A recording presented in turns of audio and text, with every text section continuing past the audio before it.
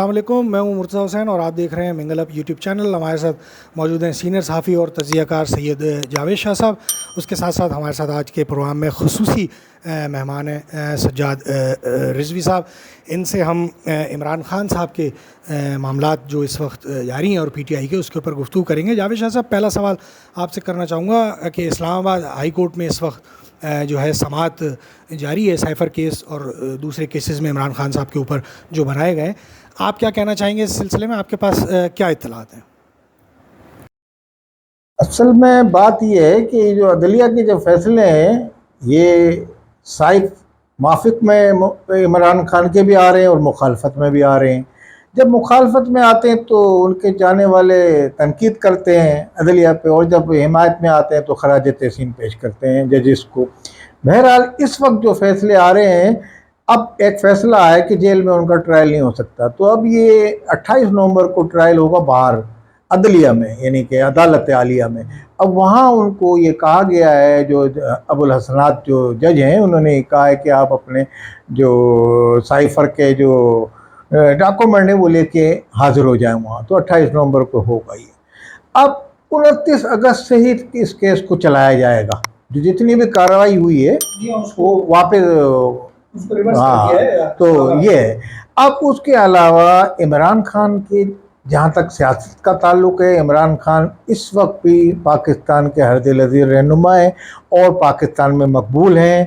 حالانکہ ان کے ناعاقبت اندیش سیاسی رہنماؤں، ان کی جو پارٹی کے اندر تھے، ان کے غلط کچھ فیصلوں کے باعث کچھ سمت ان کی پی ٹی آئی کی غلط سمت موڑ دی گئی، جو کہ نہیں موڑنی چاہیے تھی، مگر جو ان کے ان فیصلوں سے ان کی پارٹی کو نقصان ہوا وہ آپ دیکھ رہے ہیں کہ اوپر سے زندہ ہیں اب۔ ہاں، مگر اس صورتحال میں بھی ان کی جو پوزیشن ہے پاکستان میں اس وقت کسی اور سیاسی رہنما سے کئی بہتر ہے۔ اگر کسی عدلیہ کے فیصلے کی آڑ میں ان کو سائیڈ نہیں کیا گیا، یا عدلیہ کا کوئی فیصلہ ان کے اگینسٹ آ جاتا ہے جس سے وہ سیاست میں نااہل ہو جاتے ہیں، تو اس کے علاوہ بھی ان کی جو پارٹی ہے وہ جیت جائے گی اور کافی سیٹیں حاصل کرے گی، مگر وہ مارجن نہیں ہوگا جو پہلے والا حساب ہے۔ تو اس حوالے سے میں یہ کہوں گا کہ اس وقت بھی وہ پاکستان میں مقبول ہیں اور سیاست کرنے کی ان کو اجازت بھی دی جائے۔ صاحب، ہم آپ سے جاننا چاہیں گے اسی سوال پر آپ کا تجزیہ تبصرہ جاننا چاہیں گے۔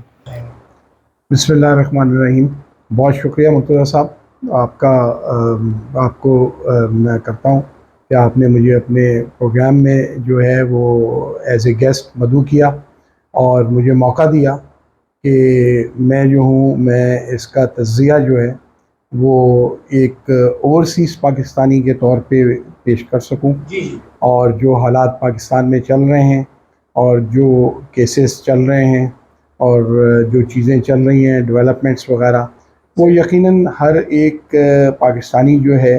وہ اس کے اوپر گہری نظر رکھتا ہے، اور جس طرح ہر انسان جو ہے وہ ایک الگ سوچ کا مالک ہے، ایک الگ انداز سے جو ہے وہ چیزوں کو دیکھتا ہے۔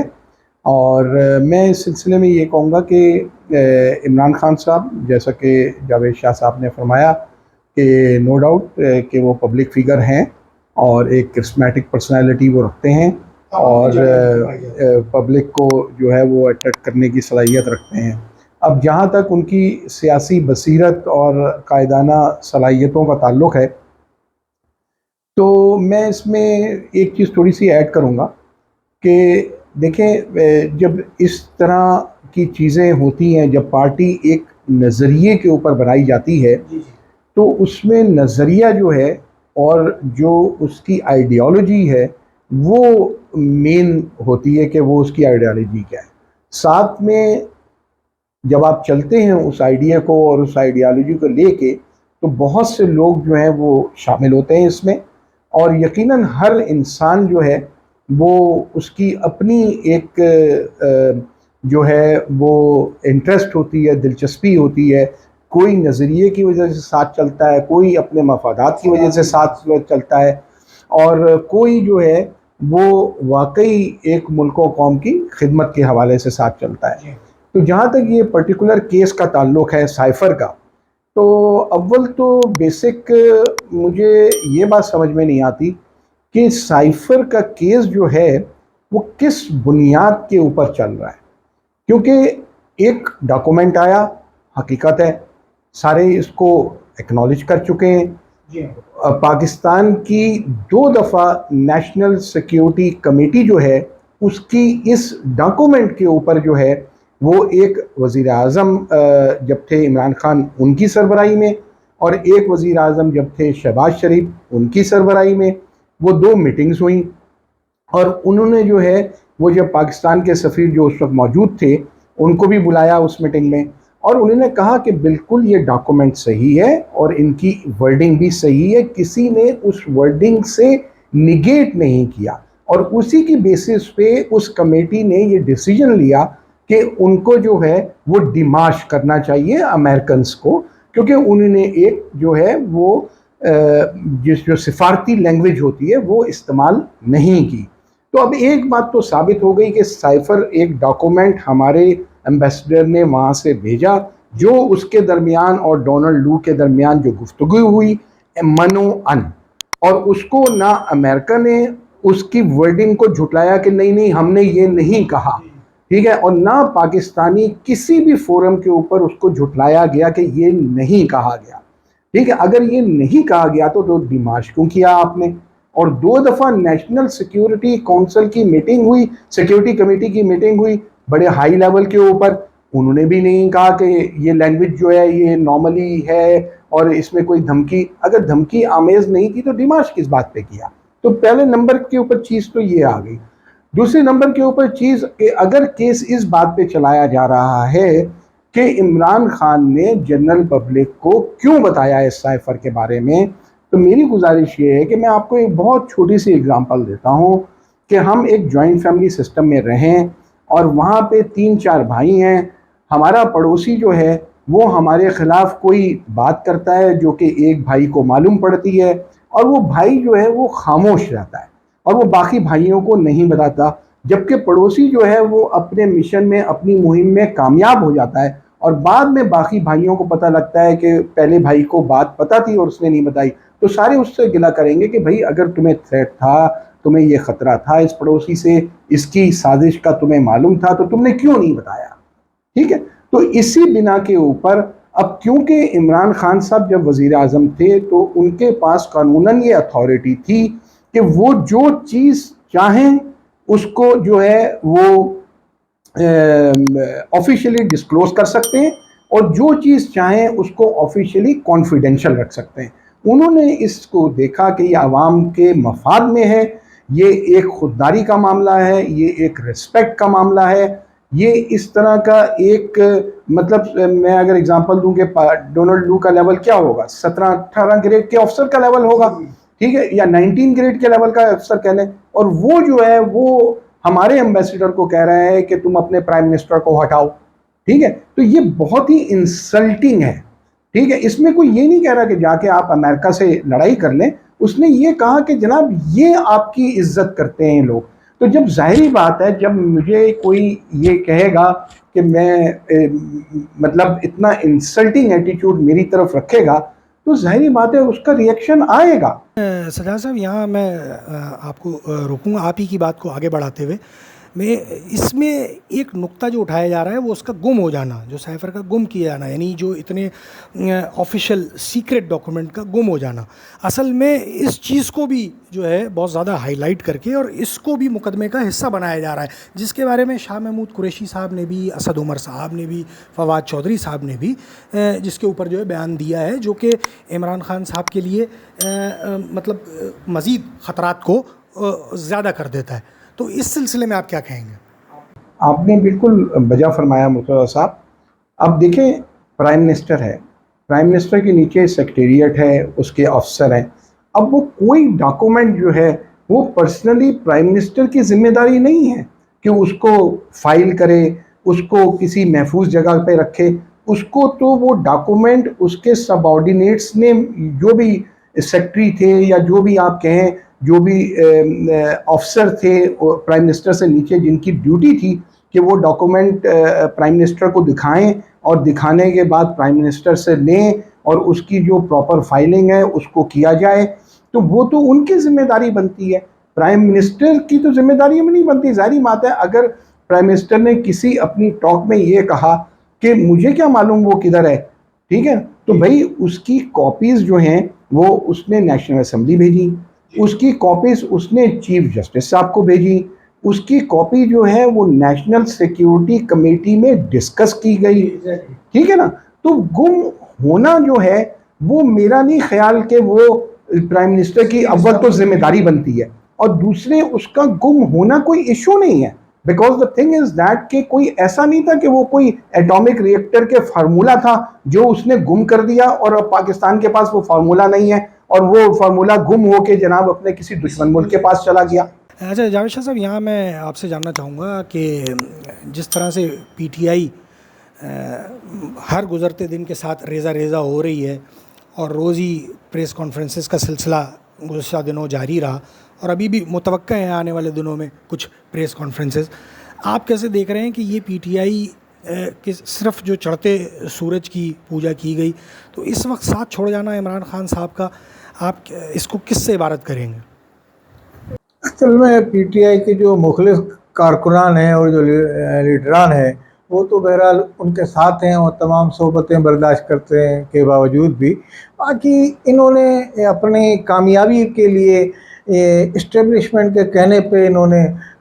جو الیکٹورل جو تھے جیتنے والے امیدوار جو ہوتے تھے کینڈیڈیٹ, جاگیردار اور زمیندار اور گدی نشین اور سجادہ نشین لوگوں کو اپنی پارٹی میں لے لیا تھا کہ اس طریقے سے یہ لوگ اپنی سیٹیں برقرار رکھتے ہیں. تو وہ پی ٹی آئی کے نظریے سے نہیں, تو ان کو اپنے ایک حلقہ جو ہوتا ہے حلقہ ارادت ان کا, اس کی وجہ سے وہ لوگ جیت کے آئے, تو وہ تو وہی کریں گے جن عناصر نے اسٹیبلشمنٹ نے ان کو کہا تھا کہ ان کو پارٹی میں لے لو, تو وہ واپس چلے جا رہے ہیں اپنی اپنی پارٹیوں میں, اور جن کے اشارے پہ آئے تھے وہ وہیں جا کے رک رہے ہیں. تو یہ ہے کہ ان کی پارٹی کو ایک ذکر پہنچانے کی کوشش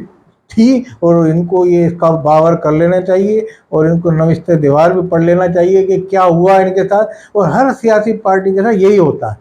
جو ان کے ساتھ ہوا وہی ہر پارٹی کی یہی گروپ داخل ہوتا ہے ہر سیاسی جماعت میں, اور وہ تباہی بربادی لاتا ہے وہاں. سجاد صاحب, میں یہ جاننا چاہوں گا یہاں پر کہ آپ آنے والا الیکشن جو 8 فروری کو ہونے جا رہا ہے, ابھی آپ سے آف دی کیمرہ جب بات ہو رہی تھی آپ نے کہا کہ ممکن نہیں ہے کہ الیکشن ہوتا ہوا آپ کو نظر نہیں آ رہا, آپ کیا کہیں گے اگر یہ الیکشن 8 فروری کو جو ہونے جا رہا ہے جنرل الیکشن, اگر یہ ہوتا ہے تو آپ اس وقت پی ٹی آئی کو کہاں دیکھ رہے ہیں, اگر پی ٹی آئی کو بھی باقاعدہ اجازت دی جاتی ہے الیکشن لڑنے کی؟ دیکھیں, اس میں جو ہے نا ظاہری بات ہے مستقبل کا حال تو اللہ تعالیٰ بہتر جانتا ہے, ہم تو صرف اندازے لگا سکتے ہیں جو ابھی آج کل کے حالات ہو رہے ہیں یا جو بھی کرتا دھرتا ہے ان کے جو ایکشنز ہیں اس کے اوپر جو ہم اپنا تجزیہ یا ایک سوچ پیش کر سکتے ہیں وہی ہم پیش کر سکتے ہیں, باقی مستقبل کا حال تو اللہ تعالیٰ جانتا ہے. امید پوری ہے کہ ہو الیکشن, کیونکہ پاکستان کے اکانومی کے لیے, پاکستان کی ترقی کے لیے اور خاص کر پاکستان کے لوگوں کی ترقی کے لیے جو ہے وہ ایک فیئر اینڈ فری الیکشن جو ہے وہ مینڈیٹری ہے. اس کے بغیر جو ہے وہ چیزیں آگے چل نہیں سکتی. آپ ٹیمپریری جو ہے وہ سلوشن کریں گے, فائر فائٹنگ کریں گے, اور پھر 6 مہینے سال کے بعد آپ کو you will be back to square one. جس طرح بڑی خوبصورتی سے ابھی جو یہ کیس ہم اس سے پہلے سوال میں ڈسکس کر رہے تھے سائفر کا, جس میں جو ہے وہ جج صاحب نے کہا کہ پیچھے ساری کارروائی جو تھی وہ کالعدم قرار دے دی گئی اور اب نئے سرے سے ہوگی, تو میں اس کو اس طرح دیکھتا ہوں کہ یہ کوئی پی ٹی آئی کی جیت نہیں ہوئی ہے, یہ اصل میں جو کرتا دھرتا ہے انہی کی جیت ہوئی ہے. اور انہوں نے جو ایک ٹائم بائنگ کرنی ہے وہ مسلسل جب سے مارچ 2022 سے وہ ٹائم بائنگ کر رہے ہیں ڈفرینٹ اپنے ایکشنز کے ذریعے. تو ابھی کیس جو ہے وہ بیک ٹو اسکوئر ون ہو گیا ہے اور وہ جناب اپنے چیزیں جو ہیں باہر. اینی وے, اگر فیئر اینڈ فری الیکشن ہوئے اور پی ٹی آئی کو پورا بھرپور طریقے سے جس طرح باقی سیاسی پارٹیوں کو, میں یہ نہیں کہتا کہ آپ پی ٹی آئی کو, بھئی سب کے ساتھ میں اگر پیپلز پارٹی کو جلسے کرنے کی اجازت ہے, نون لیگ کو جلسے کرنے کی اجازت ہے, جماعت اسلامی کو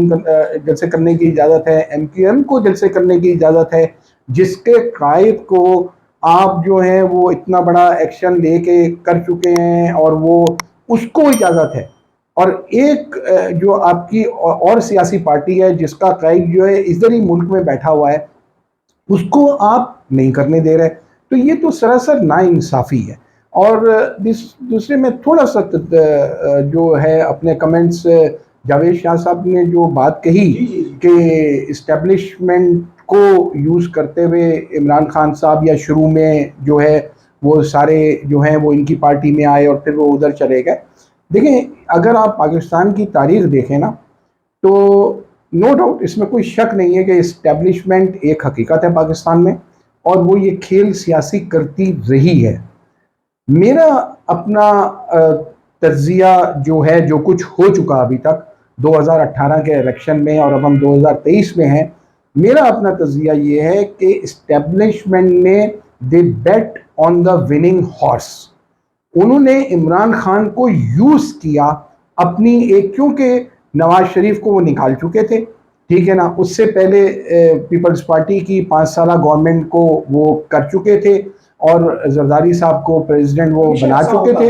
ٹھیک ہے. تو وہ انہوں نے جو ہے وہ عمران خان کو یوز کیا. اس کے دیکھیں 2-3 چیزیں جو ہیں، آپ خواجہ آصف صاحب کا انٹرویو دیکھ لیں کہ 2018 کے الیکشن کے بعد انہوں نے انٹرویو دیا کہ میں نے باجوہ صاحب کو کال کی کہ باجوہ صاحب میں تو ہار رہا ہوں، اور میں پھر باجوہ صاحب کی وجہ سے جیت گیا. تو یہ جو چیزیں ہیں نا، یہ چیزیں ظاہر کرتی ہیں کہ اسٹیبلشمنٹ نے یقیناً عمران خان کا کندھا یوز کیا. It is not other way round کہ عمران خان نے اسٹیبلشمنٹ کا کندھا یوز کیا، اسٹیبلشمنٹ نے عمران خان کا کندھا یوز کیا